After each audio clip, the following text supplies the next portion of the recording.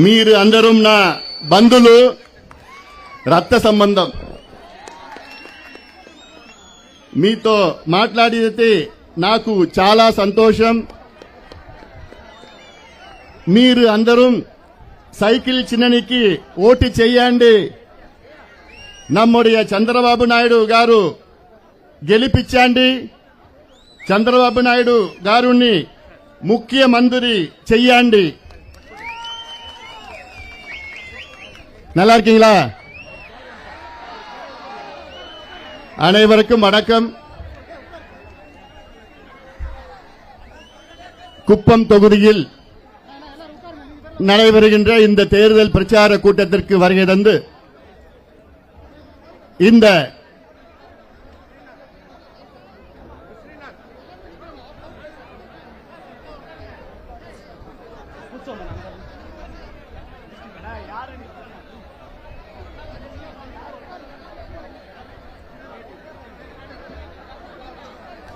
இந்த தேர்தல் பிரச்சார கூட்டத்தை மிக சிறப்பாக நடத்தி கொண்டிருக்கின்ற அருமை நண்பர் திரு டாக்டர் காஞ்சர்லா ஸ்ரீகாந்த் எம்எல்சி அவர்களும்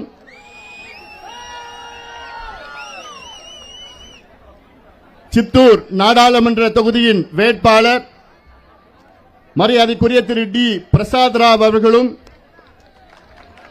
இந்த தொகுதியின் பொறுப்பாளர் மரியாதைக்குரிய திரு பி எஸ் முனிரத்னம் அவர்கள், திரு ஆர் சந்திரசேகர் அவர்கள், திரு ஜி எம் ராஜு அவர்கள், திரு ருத்ரப்பா அவர்கள், பி சி சாம்பசிவம் அவர்கள், கனகப்பாக்கம் வெங்கடேஷ் அவர்கள், பார்த்தா சாரதி அவர்கள், கிருஷ்ணா அவர்கள், மணி அவர்கள், ஏ வி ரவி அவர்கள், நாகேந்திர அவர்கள், பிரகாஷ் அவர்கள், ஸ்ரீனிவாசுல் அவர்கள், ஜி சி கோவிந்தராஜுலு, ஸ்ரீஜி அவர்கள், முரளி அவர்கள், வெங்கடேஷ் அவர்கள், ஸ்ரீ சதீஷ் அவர்கள், முருகேஷ் அவர்கள், சுரேஷ் அவர்கள், சூர்யா அவர்கள், சுப்பு அவர்கள், பிரபாகர் அவர்கள், ஸ்ரீ சரவணன் அவர்கள், அசோக் குமார் அவர்கள், ராமமூர்த்தி அவர்கள், திரு சந்திரசேகர் அவர்கள், வேணு அவர்கள், ஸ்ரீ கோபி அவர்கள், பானுமூர்த்தி அவர்கள், நாகராஜு அவர்கள், ரவி அவர்கள், நாமலப்பா அவர்கள், செல்வம் அவர்கள், ரோஹித் அவர்கள், ஜனசேகர், பாலகிருஷ்ணன், வெங்கடேஷ், பாண்டியன், ரவி, ஈஸ்வர், சுரேஷ், கே சுப்பிரமணியம், ரமேஷ், கிருஷ்ணமூர்த்தி, வெங்கடேஷ், சந்திர கரிச்சிறுபள்ளி அவர்கள், கேசவலு அவர்கள், வெங்கடாச்சலம், டி வி அருணாச்சலம், ஸ்ரீமதி சரஸ்வதி, ஸ்ரீமதி ஜோதி, அப்பையா, டி சண்முகம், புருஷோத்தமன், சத்யா, பெருமாள், ஜெயராமன், கோவிந்தப்பா, என்னுடன் வருகை தந்திருக்கின்ற பாட்டாளி மக்கள் கட்சியின் நிர்வாகிகள், முன்னாள் மத்திய அமைச்சர் மரியாதைக்குரிய திரு என் டி சண்முகம் அவர்கள், வழக்கறிஞர் சரவணன் அவர்கள், சட்டமன்ற உறுப்பினர் சிவகுமார் அவர்கள், முன்னாள் சட்டமன்ற உறுப்பினர்கள் டி கே ராசா அவர்கள், கே எல் இளவரகன் அவர்கள், நடராஜன் அவர்கள், டி ஏ மேகநாதன் அவர்கள், பொன்னுசாமி அவர்கள், மாவட்ட செயலாளர்கள் Mohanram, A P Siva, Saravanan, Rajasekaran, Velmurugan, G K Ravi, Govindaraj, Deenadayalan, மாவட்ட தலைவர்கள் வெங்கடேசன், சுப்பிரமணி, கணபதி, ஜெகன் அவர்கள் உள்ளிட்ட மேடையில் இருக்கின்ற அனைத்து நிர்வாகிகளுக்கும், இங்கே வருகை தந்திருக்கின்ற இந்த கொளுத்தும் வெயிலையும் பொருட்படுத்தாமல் நிச்சயமாக நாங்கள் எல்லோரும் சந்திரபாபு நாயுடு காரு அவர்களை மிகப்பெரிய வெற்றியை கொடுப்போம், சைக்கிள் சின்னத்திலே அவருக்கு வாக்களிப்போம் என்று உறுதியோடு எழுச்சியோடு வருகை தந்திருக்கின்ற என் தம்பிகளே, என் தங்கைகளே, என் சகோதரிகளே, அண்ணன்மார்களே, தாய்மார்கள், பெரியோர்கள், விவசாய பெருமக்கள், வியாபார பெருமக்கள், ஊடக நண்பர்கள் உள்ளிட்ட உங்கள் அனைவருக்கும் இந்த அன்புமணி ராமதாசின் பணிவான வணக்கங்கள். உங்களை இன்று சந்திப்பதில் எனக்கு மிக்க மிக்க மகிழ்ச்சி. அதையும் இவ்வளவு வெயிலை பொருட்படுத்தாமல், கொளுத்தும் வெயிலையும் பொருட்படுத்தாமல் இங்கே வருகின்ற என் உயிருடன் மேலான அன்பு பாட்டாளி சொந்தங்களே, உங்கள் அனைவரையும் நானும் ஒரு முறை அன்போடு வரவேற்கின்றேன். முக்கியமான இந்த தேர்தல் கூட்டம் முக்கியமான கட்டத்தில் இருக்கின்றோம். இன்னும் 3 நாட்களில் தேர்தல் நடைபெற இருக்கிறது. இந்த தேர்தலில் நம்முடைய அருமை சகோதரர், என்னுடைய அருமை நண்பர் திரு சந்திரபாபு நாயுடு அவர்கள் மிகப்பெரிய வெற்றியை பெற வேண்டும். இந்த குப்பம் தொகுதியில் மட்டுமல்ல, ஆந்திர பிரதேசில் வெற்றி பெற்று ஆந்திர பிரதேசின் முதலமைச்சராக சந்திரபாபு நாயுடு அவர்கள் வர வேண்டும். இது நம்முடைய இனமான காவலர், சமூக நீதி போராளி மருத்துவர் ஐயா அவருடைய அன்பு கட்டளை. இது இந்த குப்பம் தொகுதியை பற்றி எனக்கு முன்பு பேசினார்கள். ஒரு காலத்தில்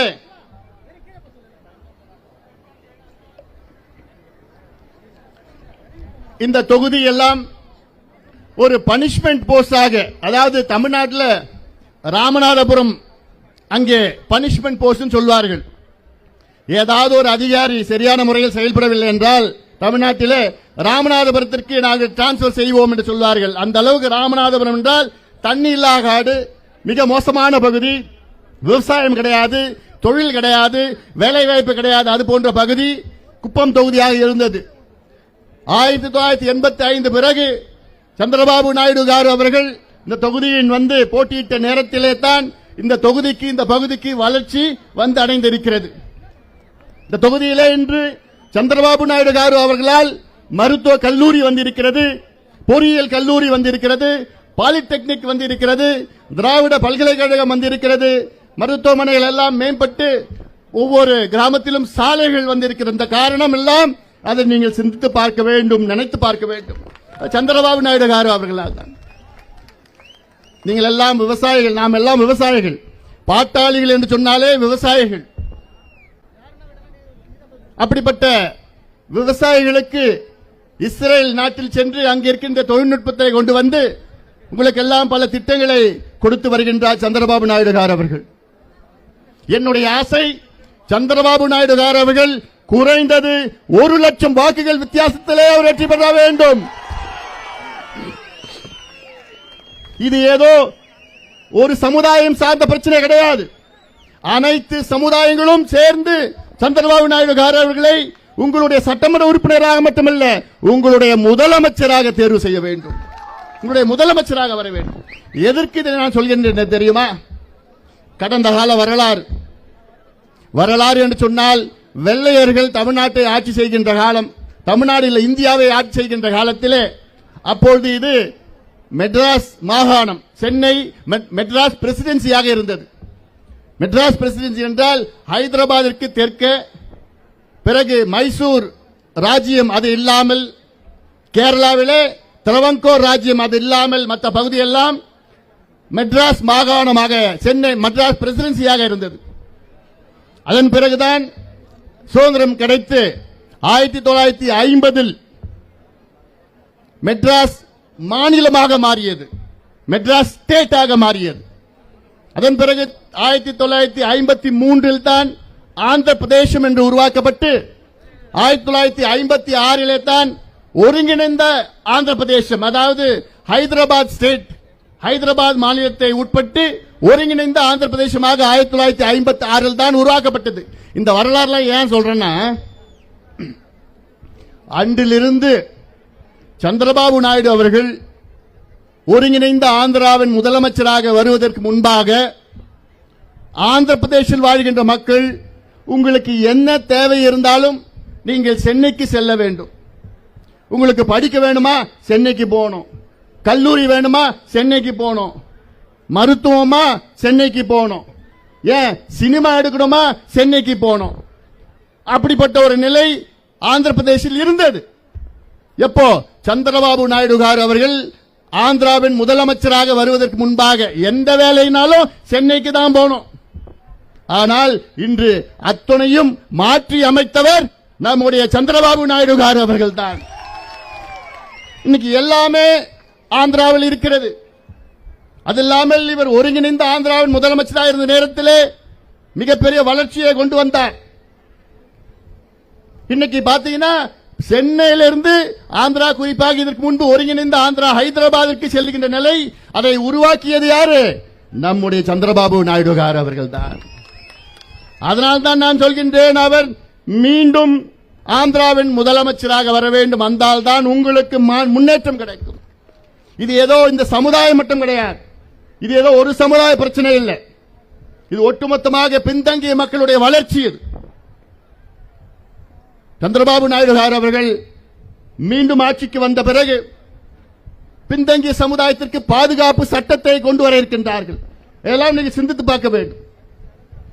கடந்த 5 ஆண்டு காலத்திலே 300-400 பேர் மேற்பட்டவர்கள் கொடூரமான முறையில் கொலை செய்யப்பட்டிருக்கின்றார்கள்.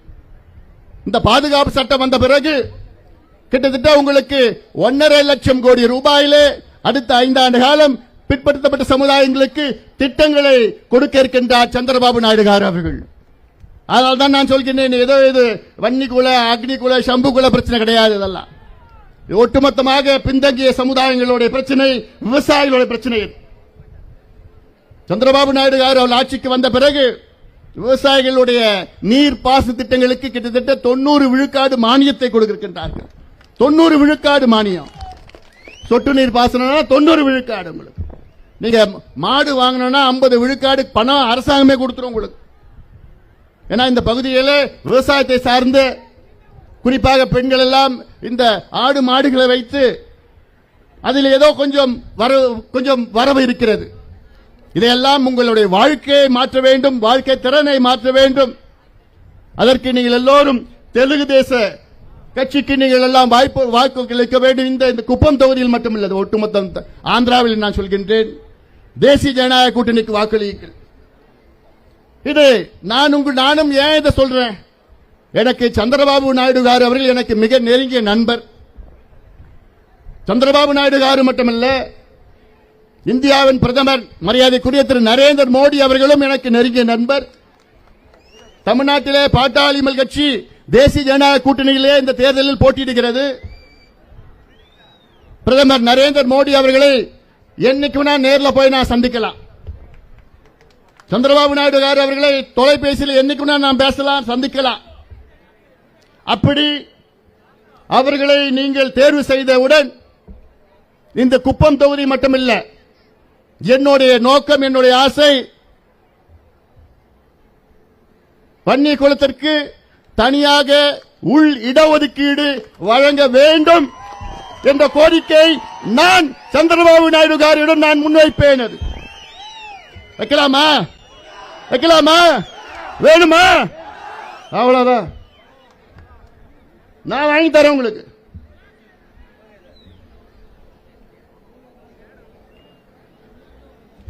ஏன்னா நமக்கு கல்வி வேணும், கல்வி முடித்து வேலை வாய்ப்பு வேணும். எவ்வளவு காலமா இந்த மண்ணை பார்த்து வானத்தை பார்த்து இருப்போம் நம்ம விவசாயிகள். சந்திரபாபு நாயுடு வந்த பிறகுதான் இந்த பகுதியில் உள்ள நம் சொந்தங்கள்லாம் இப்ப படிச்சு வெளிநாட்டுக்கு போய் அங்கங்க கொஞ்சம் வேலையில் இருக்கிறாங்க. ஆனால் அது முழுமையாக அமைய வேண்டும். அதனால்தான் இந்த உத்தரவாதம் நானும் உங்களுக்கு தருகின்றேன். இந்த உத்தரவாதம் நானும் உங்களுக்கு தருகின்றேன். இது ஏதோ ஜாதி பிரச்சனை கிடையாது, இது சமூக நீதி பிரச்சனை. சமூக நீதி என்றால் என்ன? சமூகத்தில் பின்தங்கிய சமுதாயங்கள் எல்லாம் முன்னுக்கு வர வேண்டும். அது எந்த சமுதாயம் இருந்தாலும் சரி. இந்த நிச்சயமாக தேசிய ஜனநாயக கூட்டணி அதை நிறைவேற்றும். எவ்வளவு திட்டங்கள் சந்திரபாபு நாயுடு அவர்கள் உங்களுக்கு கொண்டு வர இருக்கின்றார். குறிப்பா படிச்சுட்டு இளைஞருக்கு வேலை இல்லைன்னு வச்சுக்கல, மாதம் 4000 ரூபாய் கொடுக்கிறார்.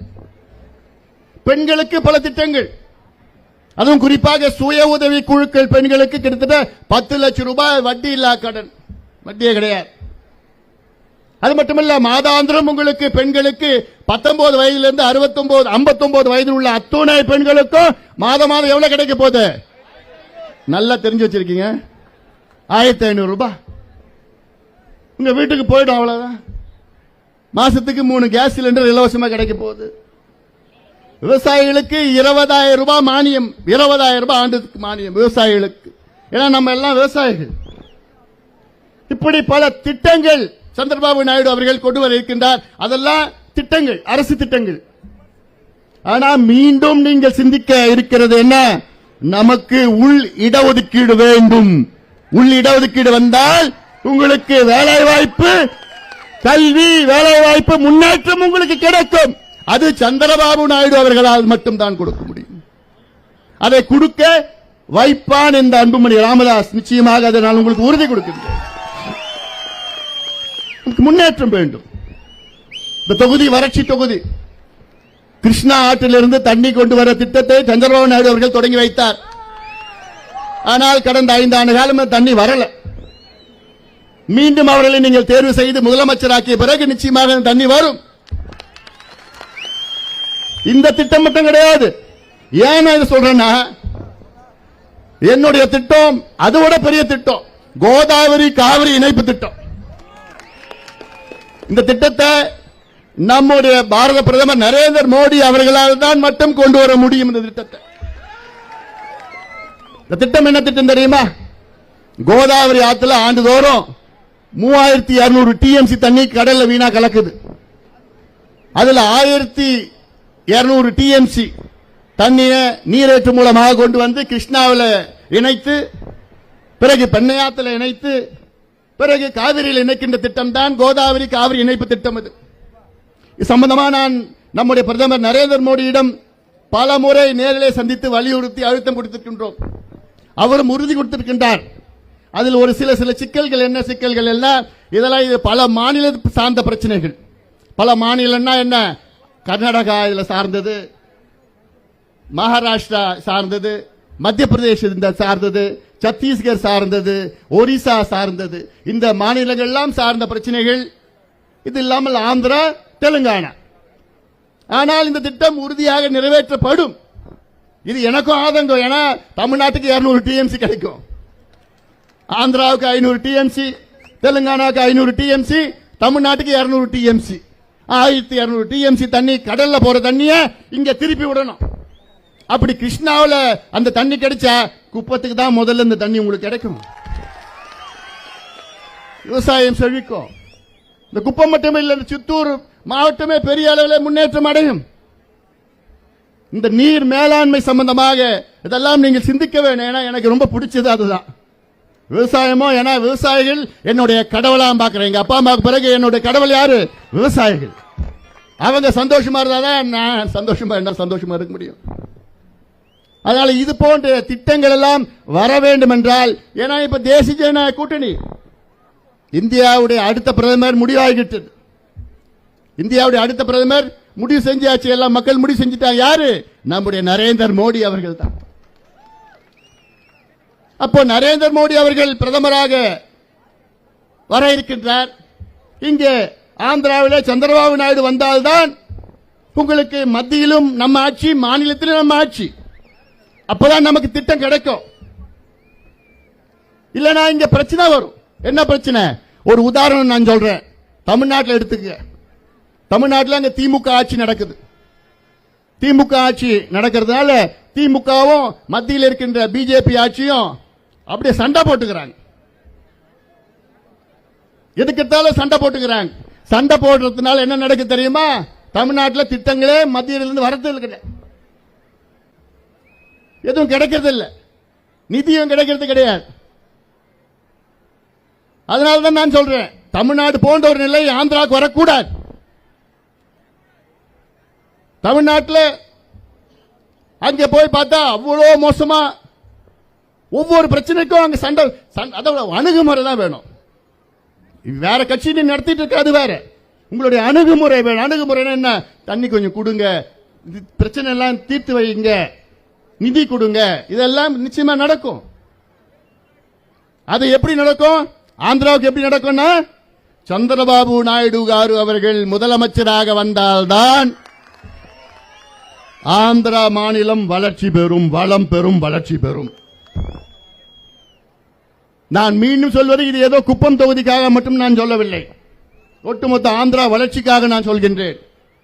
இதே போன்று நம்முடைய இங்கே நிற்கின்ற நம்முடைய பிரசாத் ராவ் நாடாளுமன்ற வேட்பாளர் இங்கே நிற்கின்றார். அவரும் மிகப்பெரிய அளவில் வெற்றி பெற வேண்டும். ஏன்னா இங்க அவரும் சைக்கிள் சின்னம், ரெண்டுமே சைக்கிள் சின்னத்தில் நீங்க ஓட்டு போட போறீங்க. ஏன் அவருக்கு தனிப்பட்ட முறையில் சொல்றேன்னா, இந்த தொகுதி மட்டும் இல்ல, பக்கத்து தொகுதியில் உள்ள சித்தூர் மாவட்டத்தில் உள்ள நம் சொந்தங்கள் எல்லாம் அவர்களுக்கு வாக்களித்து மிகப்பெரிய வெற்றியை அவருக்கு தர வேண்டும். இதை நீங்க செய்யணும். செய்வீங்களா? செய்வீங்களா?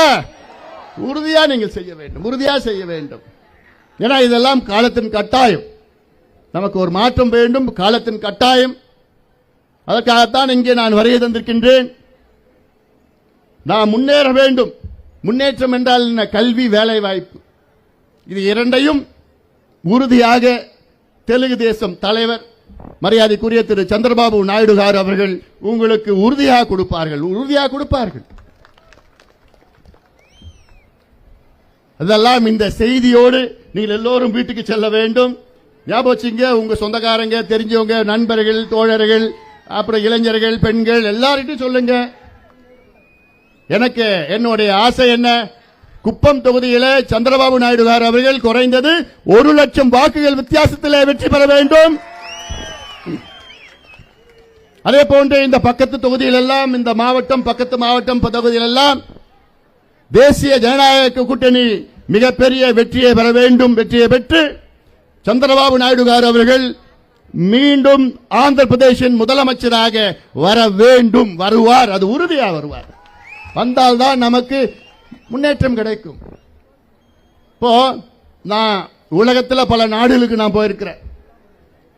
இந்தியாவில் அனைத்து மாநிலங்களுக்கும் நான் போயிருக்கிறேன்.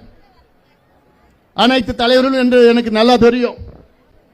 இந்தியாவில் உள்ள அனைத்து சில பின்தங்கிய மாநிலம், சில முன்னேறிய மாநிலங்கள் எல்லாமே நான் போயிருக்கிறேன். ஆனால் நான் ஒவ்வொரு முறையும் ஹைதராபாத்துக்கு நான் சென்றால் அப்போ பார்ப்பேன். நான் ஹைதராபாத் 30 ஆண்டுகளுக்கு முன்பு எப்படி இருந்தது எனக்கு தெரியும். இன்னைக்கு ஹைதராபாத் மாநகரம் எப்படி இருக்கிறது உங்களுக்கும் தெரியும், உலகத்துக்கே தெரியும். அதற்கு அடித்தளம் வகுத்தவர் யாரு? நம்முடைய சந்திரபாபு நாயுடு அவர்கள் தான். அவர்தான் அந்த ஹைதராபாத்தை உருவாக்கிட்டார், ஹைடெக் சிட்டி. இதெல்லாம் முன்னேற்றங்கள். இது இந்தியாவுக்கு பெருமை. அமெரிக்காவுக்கு நீங்க போய் ஹைதராபாத் பத்தி சொன்னா பெருமையா பார்ப்பாங்க, பேசிப்பாங்க. அதற்கு காரணம் யாரு? உங்களுடைய சந்திரபாபு நாயுடு அவர்கள், உங்களுடைய சந்திரபாபு நாயுடு அவர்கள். அவர் நினைச்சிருந்தா எந்த தொகுதியிலும் நிக்கலாம், சாதாரணமா மிகப்பெரிய வெற்றி பெறலாம். ஆனால் அவர் இல்ல, நான் குப்பம் தொகுதியில் தான் நிற்பேன், இங்க இருக்கின்ற மக்களை நான் முன்னேற்றம் அடைவேன், இதுதான் என்னுடைய வாழ்க்கை லட்சியம் என்று சொல்லுகின்ற சந்திரபாபு நாயுடு அவர்கள். எவ்வளவு முன்னேற்றங்கள் உங்களுக்கு கிடைக்கும், நிச்சயமாக கிடைக்கும். அந்த முன்னேற்றங்கள் கடந்த 5 ஆண்டு காலம் அது தடை செய்யப்பட்டிருக்கிறது. 5 ஆண்டு காலம் அந்த திட்டம் எல்லாம் உங்களுக்கு வந்து சேரவில்லை, முன்னேற்றம் கிடைக்கவில்லை. கிடைக்க வேண்டும் என்றால் இந்த தொகுதியிலே உங்களுக்கு நான் இன்னொரு கேள்வி, உங்களுக்கு முதலமைச்சர் வேணுமா இல்ல சாதாரண எம்எல்ஏ வேணுமா? முதலமைச்சர் வேணுமா சாதாரண எம்எல்ஏ வேணுமா?